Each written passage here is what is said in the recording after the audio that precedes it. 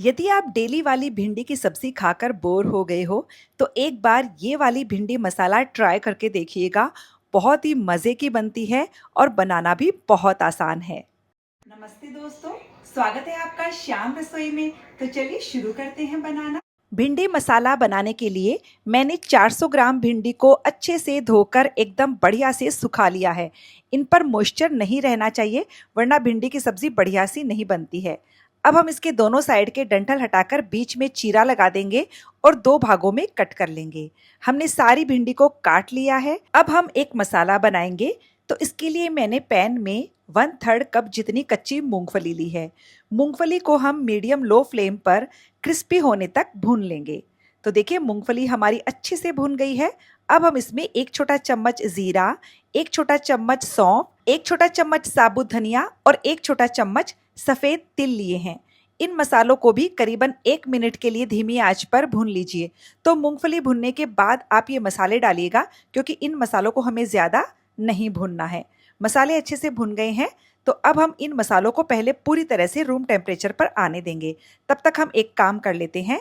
हमने कढ़ाई में 2 बड़े चम्मच सरसों का तेल लिया है। सरसों के तेल को अच्छे से धुआं उठने तक गर्म कर लिया है। अब हम सारी कटी हुई भिंडी कढ़ाई में डाल देंगे और मीडियम फ्लेम पर भिंडी को 2 से 3 मिनट तक कंटिन्यू चलाते हुए फ्राई कर लेंगे। तो देखिए हमने भिंडी को 2-3 मिनट के लिए फ्राई किया। अब हम इस पर थोड़ा सा नमक डाल देंगे। मैंने चुटकी भर नमक डाल दिया है, जिससे भिंडी में भी बढ़िया सा नमकीन टेस्ट आ जाएगा। अब हम भिंडी को 4-5 मिनट के लिए फ्राई कर लेंगे। तो देखिए भिंडी को टोटली मैंने 8 मिनट तक फ्राई किया है। भिंडी अच्छे से सॉफ्ट हो गई है, मतलब 90% ये सॉफ्ट हो चुकी है। तो अब हम भिंडी को अलग बर्तन में बाहर निकाल लेंगे। इधर हमने जो मूंगफली भून कर रखी थी वो रूम टेम्परेचर पर आ चुकी है। तो अब हम इसे दरदरा सा पीस कर तैयार करेंगे। तो देखिए इस तरह से हमने इसे दरदरा सा पीस कर तैयार कर लिया है। चलिए फाइनल सब्जी बनाते हैं। कढ़ाई में फिर से मैं यहाँ पर 2 से 3 चम्मच तेल गरम करने रख दूंगी। तेल गरम हो गया है।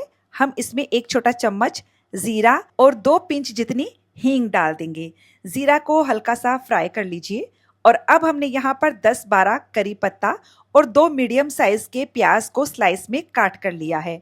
2 हरी मिर्च को बारीक काट कर लिया है। मैंने कम तीखी वाली हरी मिर्च का इस्तेमाल किया है। अब हम प्याज को सॉफ्ट होने तक फ्राई कर लेंगे। तो ये देखिए प्याज हमारे अच्छे से सॉफ्ट हो गए हैं। प्याज को हमें ब्राउन नहीं करना है। तो अब हमने यहाँ पर 1 टमाटर को काट कर लिया है। अब टमाटर के साथ ही यहाँ पर मसाले डाल दीजिए। आधा छोटा चम्मच हमने हल्दी पाउडर डाला है। आधा छोटा चम्मच नमक डाल दिया है। 1 छोटा चम्मच कुटी हुई लाल मिर्च डाली है और आधा चम्मच से थोड़ा सा ज़्यादा कश्मीरी मिर्च का पाउडर लिया है। अब हम मसालों को टमाटर के साथ तब तक भुनेंगे जब तक कि टमाटर पूरी तरह से सॉफ्ट नहीं हो जाते हैं। फ्लेम को मीडियम पर रखिएगा। और ये देखिए टमाटर पूरी तरह से सॉफ्ट हो चुके हैं। तो बस अब हम इसमें ये मसाला डाल देंगे मूंगफली वाला, जो हमने पीस कर रखा था, और इसे अच्छे से मिक्स करेंगे। अभी हमें यहाँ पर मसाले को भुनना नहीं है, क्योंकि मसाला पहले से ही भुना हुआ है। जैसे ही मसाला मिक्स हो जाएगा, इसमें ये फ्राई की हुई सारी भिंडी डाल देंगे।